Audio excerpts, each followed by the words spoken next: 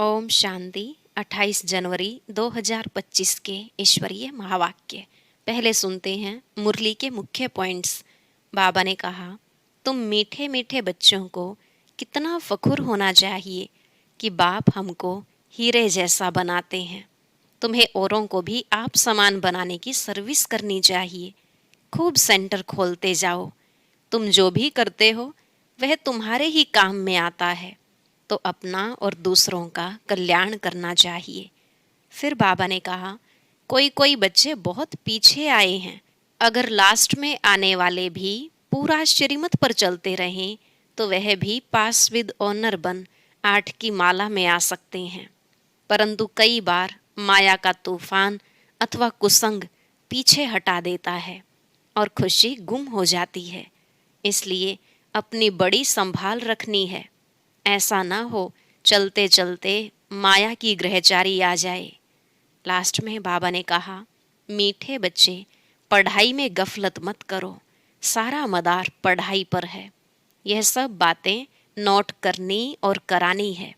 तुम बहुतों को रास्ता बताएंगे तो वह तुम पर कुर्बान जाएंगे।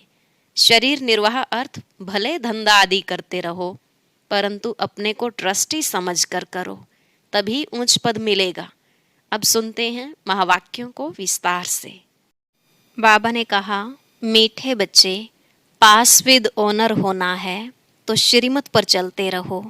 कुसंग और माया के तूफानों से अपनी संभाल करो। प्रश्न, बाप ने बच्चों की क्या सेवा की जो बच्चों को भी करनी है? उत्तर, बाप ने लाडले बच्चे कहकर हीरे जैसा बनाने की सेवा की। ऐसे हम बच्चों को भी अपने मीठे भाइयों को हीरे जैसा बनाना है। इसमें कोई तकलीफ की बात नहीं है। सिर्फ कहना है कि बाप को याद करो तो हीरे जैसा बन जाएंगे। दूसरा प्रश्न, बाप ने कौन सा हुक्म अपने बच्चों को दिया है? उत्तर, बच्चे, तुम सच्ची कमाई करो और कराओ। तुम्हें किसी से भी उधार लेने का हुक्म नहीं है। गीत, इस पाप की दुनिया से। ओम शांति। नई दुनिया में चलने वाले मीठे मीठे रूहानी बच्चों प्रति बाप गुड मॉर्निंग कर रहे हैं। रूहानी बच्चे नंबरवार पुरुषार्थ अनुसार जानते हैं कि बरोबर हम इस दुनिया से दूर जा रहे हैं। कहाँ? अपने स्वीट साइलेंस होम। शांति धाम ही दूर है जहाँ से हम आत्माएं आती हैं। वह है मूल वतन। यह है स्थूल वतन। वह है हम आत्माओं का घर। उस घर में बाप बिगर तो कोई ले जा न सके। तुम सब ब्राह्मण ब्राह्मणियां रूहानी सर्विस कर रहे हो। किसने सिखाया है? दूर ले चलने वाले बाप ने। कितनों को ले जाएंगे दूर? अनगिनत हैं।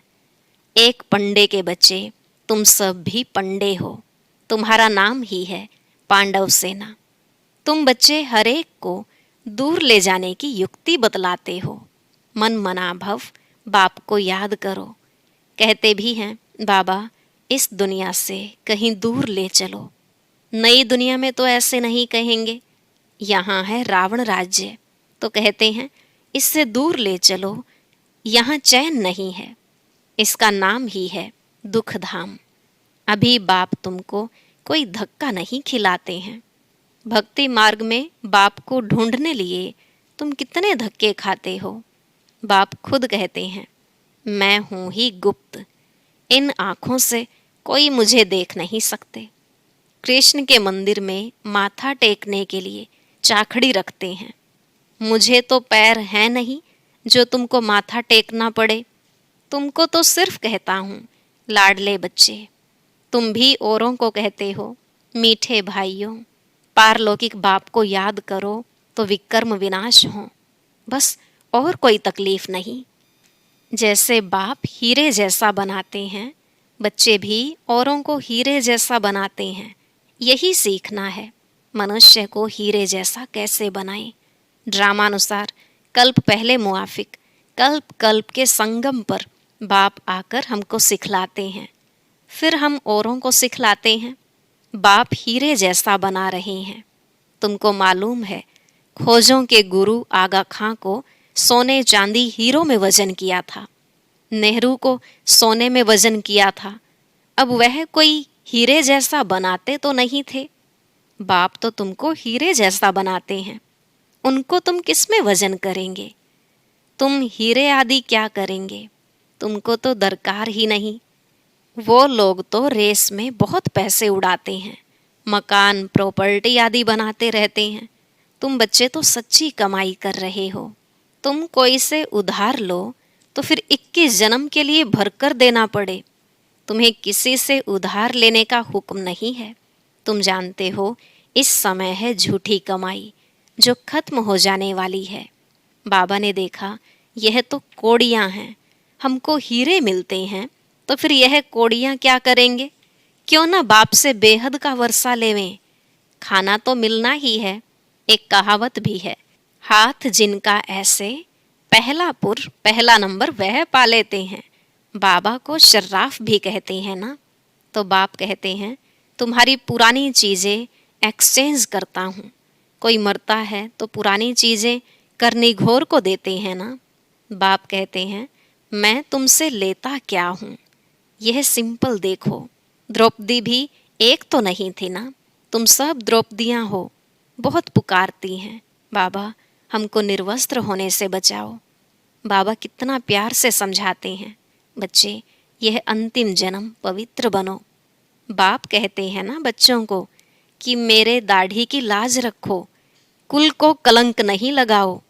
तुम मीठे मीठे बच्चों को कितना फखुर होना चाहिए। बाप तुमको हीरे जैसा बनाते हैं। इनको भी वह बाप हीरे जैसा बनाते हैं। याद उनको करना है। यह बाबा ब्रह्मा कहते हैं मुझे याद करने से तुम्हारे विकर्म विनाश नहीं होंगे। मैं तुम्हारा गुरु नहीं हूँ। वह हमको सिखलाते हैं, हम फिर तुमको सिखलाते हैं। हीरे जैसा बनना है तो बाप को याद करो। बाबा ने समझाया है भक्ति मार्ग में भल कोई देवता की भक्ति करते रहते हैं, फिर भी बुद्धि दुकान धंधे आदि तरफ भागती रहती है, क्योंकि उससे आमदनी होती है। बाबा अपना अनुभव भी सुनाते हैं कि जब बुद्धि इधर उधर भागती थी तो अपने को चमाट मारता था। यह याद क्यों आते हैं? तो अब हम आत्माओं को एक बाप को ही याद करना है, परंतु माया घड़ी घड़ी भुला देती है, घुसा लगता है। माया बुद्धि योग तोड़ देती है।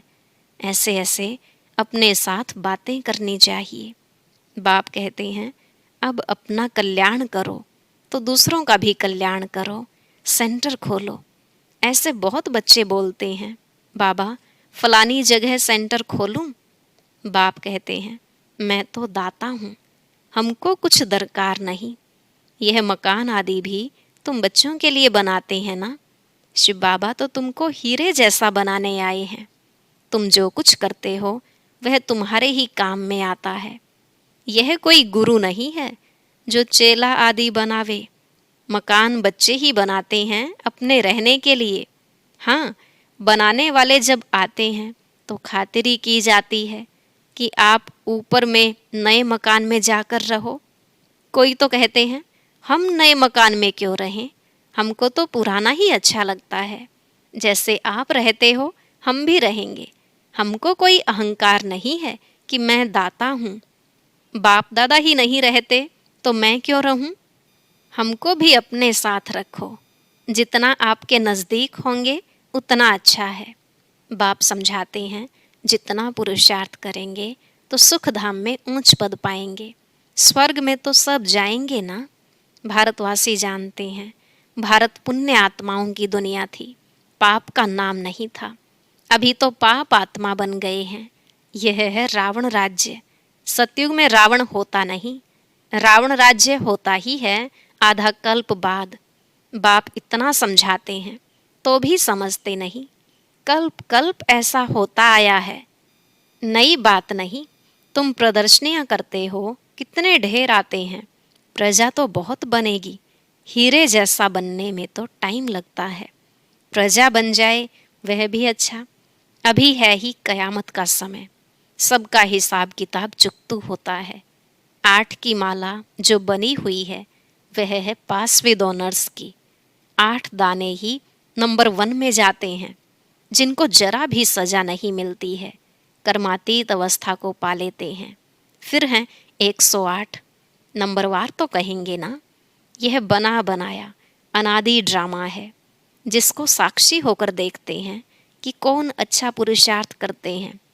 कोई कोई बच्चे पीछे आए हैं, श्रीमत पर चलते रहते हैं।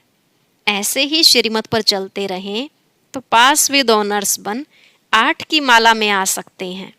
हाँ, चलते चलते कभी ग्रहचारी भी आ जाती है। यह उतराई चढ़ाई सबके आगे आती है। यह कमाई है। कभी बहुत खुशी में रहेंगे, कभी कम। माया का तूफान अथवा कुसंग पीछे हटा देता है, खुशी गुम हो जाती है। गाया भी हुआ है, संग तारे कुसंग बोरे। अब रावण का संग बोरे, राम का संग तारे। रावण की मत से ऐसे बने हैं। देवताएं भी वाम मार्ग में जाते हैं। उन्हों के चित्र कैसे गंदे दिखाते हैं। यह निशानी है वाम मार्ग में जाने की।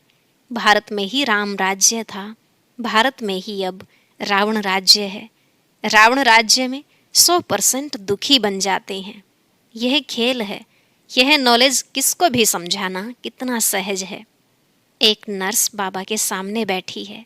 बाबा ने कहा, बाबा इस बच्ची को कहते हैं तुम नर्स हो, वह सर्विस भी करती रहो, साथ साथ तुम यह सर्विस भी कर सकती हो। पेशेंट को भी यह ज्ञान सुनाती रहो कि बाबा को याद करो तो विकर्म विनाश होंगे। फिर 21 जन्मों के लिए तुम रोगी नहीं बनेंगे। योग से ही हेल्थ और इस 84 के चक्र को जानने से वेल्थ मिलती है। तुम तो बहुत सर्विस कर सकती हो, बहुतों का कल्याण करेंगी। पैसा भी जो मिलेगा वह इस रूहानी सेवा में लगाएंगी। वास्तव में तुम भी सब नर्सेज हो ना। छी छी गंदे मनुष्यों को देवता बनाना, यह नर्स समान सेवा हुई ना। बाप भी कहते हैं, मुझे पतित मनुष्य बुलाते हैं कि आकर पावन बनाओ। तुम भी रोगियों की यह सेवा करो। तुम पर कुर्बान जाएंगे। तुम्हारे द्वारा साक्षात्कार भी हो सकता है। अगर योगयुक्त हो तो बड़े बड़े सर्जन आदि सब तुम्हारे चरणों में आकर पड़ें। तुम करके देखो। यहाँ बादल आते हैं रिफ्रेश होने, फिर जाकर वर्षा कर दूसरों को रिफ्रेश करेंगे। कई बच्चों को यह भी पता नहीं रहता है कि बरसात कहाँ से आती है। समझते हैं इंद्र वर्षा करते हैं, इंद्रधनुष कहते हैं ना। शास्त्रों में तो कितनी बातें लिख दी हैं। बाप कहते हैं यह फिर भी होगा। ड्रामा में जो नोंद है, हम किसकी ग्लानि नहीं करते हैं। यह तो बना बनाया अनादि ड्रामा है। समझाया जाता है कि यह भक्ति मार्ग है। कहते भी हैं ज्ञान भक्ति वैराग्य। तुम बच्चों को इस पुरानी दुनिया से वैराग्य है। आप मुए मर गई दुनिया। आत्मा शरीर से अलग हो गई तो दुनिया ही खलास। बाप बच्चों को समझाते हैं, मीठे बच्चे पढ़ाई में गफलत मत करो, सारा मदार पढ़ाई पर है। बैरिस्टर कोई तो 1 लाख रुपया कमाते हैं और कोई बैरिस्टर को पहनने के लिए कोट भी नहीं होगा। पढ़ाई पर सारा मदार है। यह पढ़ाई तो बहुत सहज है। स्वदर्शन चक्रधारी बनना है, अर्थात अपने 84 जन्मों के आदि मध्य अंत को जानना है। अभी इस सारे झाड़ की जड़जड़ी भूत अवस्था है, फाउंडेशन है नहीं, बाकी सारा झाड़ खड़ा है। वैसे यह आदि सनातन देवी देवता धर्म जो था, थुर था, वह अभी है नहीं। धर्म भ्रष्ट कर्म भ्रष्ट बन गए हैं। मनुष्य किसको सदगति दे नहीं सकते हैं। बाप बैठ यह सब बातें समझाते हैं। तुम सदा के लिए सुखी बन जाते हो। कभी अकाले मृत्यु नहीं होगा। फलाना मर गया, यह अक्षर वहाँ होता नहीं। तो बाप राय देते हैं, बहुतों को रास्ता बताएंगे तो वह तुम पर कुर्बान जाएंगे। किसको साक्षात्कार भी हो सकता है। साक्षात्कार सिर्फ एम ऑब्जेक्ट है। उसके लिए पढ़ना तो पड़े ना। पढ़ने बिगर थोड़े ही बैरिस्टर बन जाएंगे। ऐसे नहीं कि साक्षात्कार हुआ माना मुक्त हुए। मीरा को साक्षात्कार हुआ, ऐसे नहीं कि कृष्णपुरी में चली गई। नोधा भक्ति करने से साक्षात्कार होता है। यहाँ फिर है नोधा याद। सन्यासी फिर ब्रह्मज्ञानी तत्वज्ञानी बन जाते हैं। बस ब्रह्म में लीन होना है। अब ब्रह्म तो परमात्मा नहीं है। अब बाप समझाते हैं, अपना धंधा आदि शरीर निर्वाह के लिए भल करो, परंतु अपने को ट्रस्टी समझकर, तो ऊंच पद मिलेगा, फिर ममत्व मिट जाएगा। यह बाबा लेकर क्या करेंगे? इसने तो सब कुछ छोड़ा ना। घर बार व महल आदि तो बनाना नहीं है। यह मकान बनाते हैं क्योंकि ढेर बच्चे आएंगे। आबू रोड से यहाँ तक क्यों लग जाएगी? तुम्हारा अभी प्रभाव निकले तो माथा ही खराब कर दें। बड़े आदमी आते हैं तो भीड़ हो जाती है। तुम्हारा प्रभाव पिछाड़ी में निकलना है, अभी नहीं। बाप को याद करने का अभ्यास करना है ताकि पाप कट जाएं। ऐसे याद में शरीर छोड़ना है। सतयुग में शरीर छोड़ेंगे, समझेंगे एक छोड़ दूसरा नया लेंगे। यहाँ तो देह अभिमान कितना रहता है, फर्क है ना। यह सब बातें नोट करनी और करानी है। औरों को भी आप समान हीरे जैसा बनाना पड़े। जितना पुरुषार्थ करेंगे उतना ऊंच पद पाएंगे। यह बाप समझाते हैं, यह कोई साधु महात्मा नहीं है। यह ज्ञान बड़े मजे का है। इसको अच्छी रीति धारण करना है। ऐसे नहीं बाप से सुना फिर यहाँ की यहाँ रही। गीत में भी सुना ना, कहते हैं साथ ले जाओ। तुम इन बातों को आगे नहीं समझते थे, अब बाप ने समझाया है तब समझते हो। अच्छा, मीठे मीठे सिकलधे बच्चों प्रति माता पिता बाप दादा का याद प्यार और गुड मॉर्निंग। रूहानी बाप की रूहानी बच्चों को नमस्ते। रूहानी बच्चों की रूहानी बाप दादा को नमस्ते नमस्ते, गुड मॉर्निंग, शुक्रिया बाबा, शुक्रिया। धारणा के लिए मुख्य सार। पहला पॉइंट, पढ़ाई में कभी गफलत नहीं करनी है। स्वदर्शन चक्रधारी बनकर रहना है। हीरे जैसा बनाने की सेवा करनी है। दूसरा, सच्ची कमाई करनी और करानी है। अपनी पुरानी सब चीज़ें एक्सचेंज करनी है। कुसंग से अपनी संभाल करनी है। आज का वरदान, जहान के नूर बन भक्तों को नज़र से निहाल करने वाले दर्शनीय मूर्त भव। जहान के नूर बन भक्तों को नज़र से निहाल करने वाले दर्शनीय मूर्त भव। बाबा ने कहा, सारा विश्व आप जहान के आँखों की दृष्टि लेने के लिए इंतजार में है। जब आप जहान के नूर अपनी संपूर्ण स्टेज तक पहुँचेंगे, अर्थात संपूर्णता की आँख खोलेंगे, तब सेकंड में विश्व परिवर्तन होगा। फिर आप दर्शनीय मूर्त आत्माएं अपनी नज़र से भक्त आत्माओं को निहाल कर सकेंगी। नज़र से निहाल होने वालों की लंबी क्यू है, इसलिए संपूर्णता की आँख खुली रहे।